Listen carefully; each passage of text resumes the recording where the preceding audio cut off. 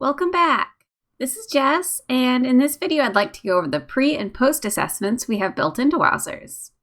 It's a great idea to use the pre-assessment to get just a baseline measure of where your students are at, particularly at the beginning of the year or as they start to use Wowzers. Later on, you can use the post-assessment to see how your students are progressing, both how far they've come since the pre-assessment and what they have yet to master. Now, when you first set up your classroom, there's an option to automatically assign the pre-assessment as the first piece of content. Even if you didn't check that box, you can still assign it at any time to either all of your students or just some of them. To do this, select the students who should take the assessment, click the Assessment tab, select which assessment they should take, then choose whether they should take it immediately or not. When you're ready, click the Assign Content button. It's the same process to assign the post-assessment at any time.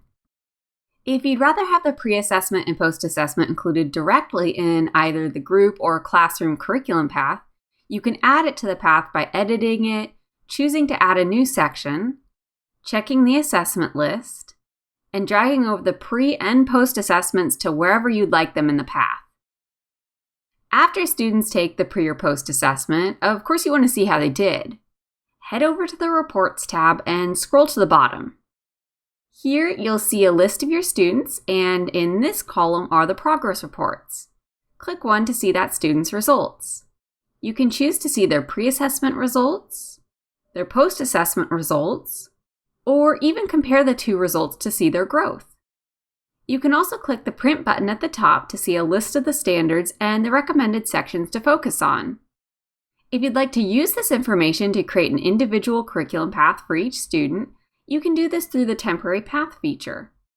Let's go back to the classroom dashboard, click the student you want to create a path for, click the View Temporary Path button, and then just edit the path to include all the content it looks like they need to work on based on their pre- or post-assessment results. And that's it!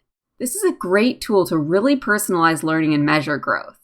Thanks for joining me, and I will see you next time.